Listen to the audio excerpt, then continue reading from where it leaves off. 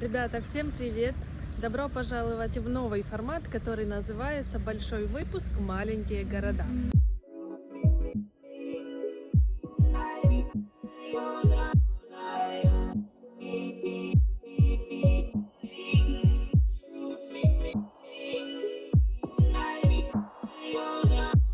В нескольких километрах от польско-чешской границы находится настоящее чудо природы. Это скальный город Адершпах. Итак, ребята, мы на границе Польша-Чехия. Некоторые люди пошли менять валюту, потому что не у всех была с собой. Я хочу вам дать совет, что лучше валюту меняйте в своем городе, потому что на границе разница существенно. Мы сейчас постоим здесь немножечко, всего лишь 20 минут, и будем отправляться. Нам осталось буквально проехаться считанные минуты, и мы будем в скальном городе. Мы уже на месте. Хочу вам сказать, что вход здесь 160 крон. Если вы приезжаете на своей машине, вы должны обязательно зарезервировать место на парковке или же при заезде оплатить парковку, потому что она здесь платная. Также сзади меня есть такие туристические домики, где вы можете купить магниты, можете покушать, купить водички или же сходить в туалет. Когда мы только приехали, я, конечно же, ничего не покупала, потому что для меня была главная цель – это увидеть скалы. Но если вы заядлый любитель магнитов, каких-то чашечек или попробовать местную еду, обязательно этим воспользуйтесь. Приблизительные цены на кофе. Эспрессо 40, американо 40, латте 50 и капучино 50. Также есть чай 25 крон.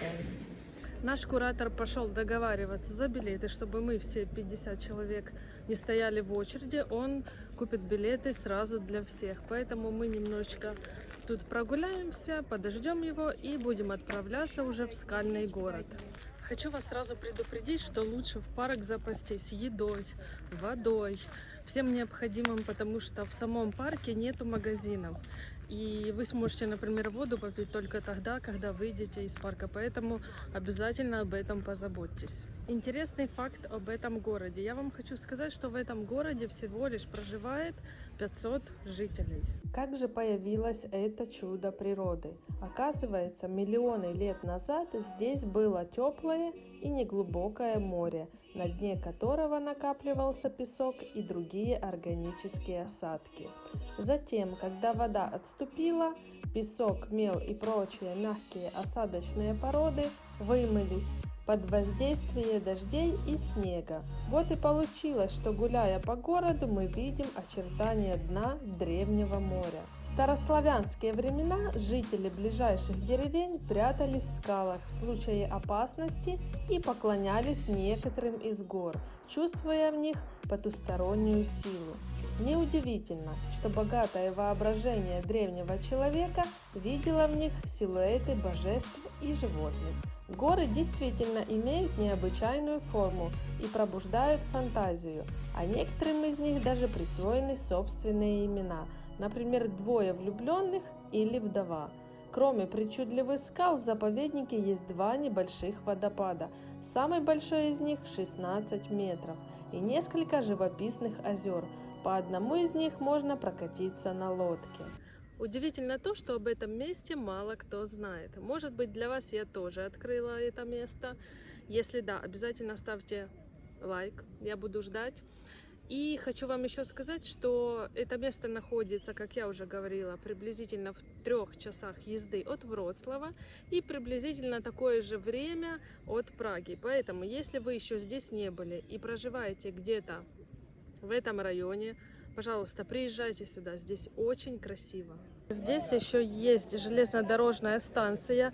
Если поискать и посмотреть со своего города в город Адершпах направление, может быть, у вас получится даже купить билет на поезд. Сразу после входа на территорию открывается живописное озеро, а вернее затопленный песчаный карьер, который стал необычайно красивым дополнением к местным ландшафтам. Это озеро просто удивляет на каждом шагу. Мы случайно увидели рыбу. Конечно, я бы не сказала случайно, ее тяжело не заметить, но все же.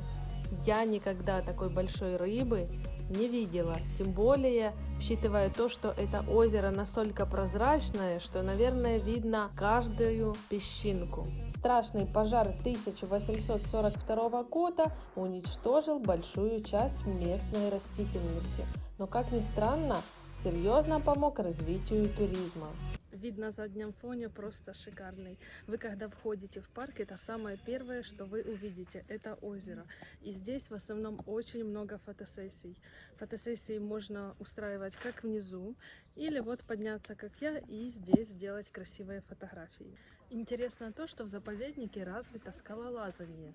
Здесь много тренировочных маршрутов, но они доступны только тем, кто имеет разрешение. Нам выдали небольшие брошюрки, там нарисована карта, мы уже проходим вокруг озера и дальше мы уже пойдем по зеленой тропе. На территории заповедника сейчас существует 3 тропы. Весь маршрут можно разделить на 4 части. Скальное предместье с озером, скальный город, малое высотное озеро и новая трасса. По всей территории этого скального города расположено много лестниц. Они ведут как вверх, так и вниз. Поэтому обязательно надевайте удобную обувь, желательно кроссовки. Также не забудьте какую-то легкую куртку, если вы поедете, например, летом. Потому что в этих скалах все равно прохладно, мокро и сыро.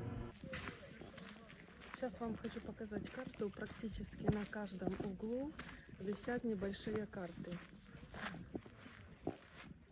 Вот на моем заднем фоне, видите, мы сейчас идем по зеленой тропе.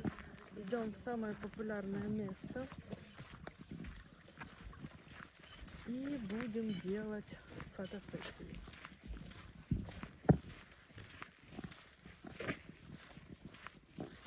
Также в самом парке обустроены лавочки, вы можете посидеть, отдохнуть. И стоят мусорки, обязательно выкидывайте мусор в мусорку, чтобы не вредить природе. Меня просто дух захватывает от такой красоты. Посмотрите, как красиво. Это просто невероятно. Итак, мы уже дошли до самого популярного места, до арки. Видите, уже собралась очередь фотографироваться. Здесь очень красивые получаются фотографии. Конечно, на фоне таких скал. Знаковое место, обозначающее вход в город, является готические ворота, которые соорудили в 1839 году. Кажется, пройдя через арку, попадаешь в какой-то фэнтезийный фильм об эльфах и гномах.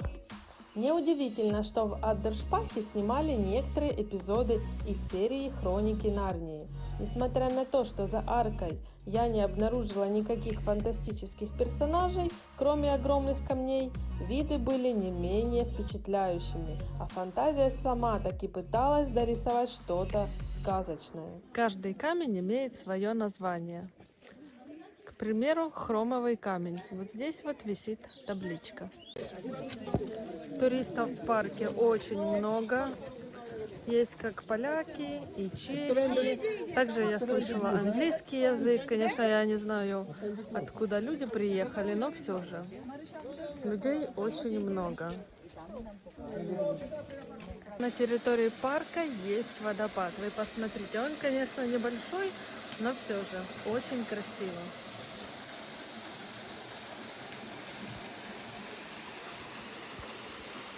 За готическими воротами тропа пролегает через узкое ущелье, напоминающее каньон. Огромные каменные глыбы называют болванами. Некоторые из них достигают 90 метров в высоту и имеют свои собственные имена, данные им ввиду схожести с предметами или людьми. Самые известные из них – сахарная голова, кувшин, влюбленные, зуб, чертов мост и староста. Пионеры горного туризма появились в этих местах в начале 18 века.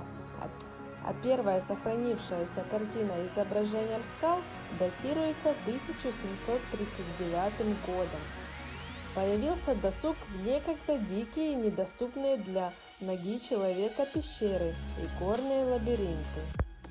Альпшпатские скалы посетили многие выдающиеся люди, в том числе великий немецкий поэт Вольфганг Гёте. Бывали здесь также польские и чешские знаменитости.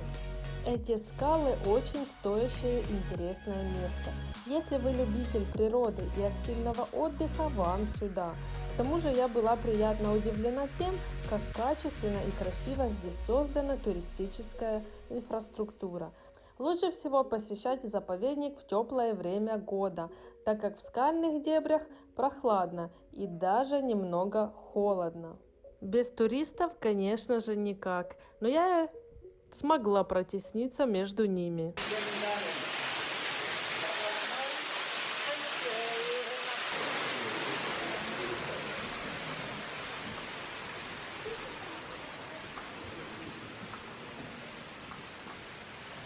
По скрипту, это бюст Гёте. Я еще в то время не знала, что в честь него поставили здесь бюст. Здесь даже перед фонтаном есть памятник. 1790 год. Я не знаю, что там написано. Очень плохо видно, но скорее всего, что этот мужчина относился к этому водопаду. Как приятно наблюдать за тем, что люди любого возраста путешествуют. Мы решили подняться повыше, чтобы попробовать запустить дрон и поснимать эту красоту с высоты. Но как оказалось, что здесь есть ограничение 30 метров. Поэтому дрон мы то запустили, но поснимать всю эту красоту сверху у нас не получилось. Дрон просто не мог подняться выше 30 метров. Мы покинули эту идею и уже выходили из парка, так как парк закрывался в 6 вечера. При выходе из парка были небольшие сувенирные лавки. Если вдруг вы не успели что-то приобрести, вы можете это сделать на выходе. Эта экскурсия заняла примерно 4 часа. Да, немного, но оно того стоит. Природа настолько удивительна, что хочется любоваться. Поэтому путешествуйте, ребята. До новых встреч!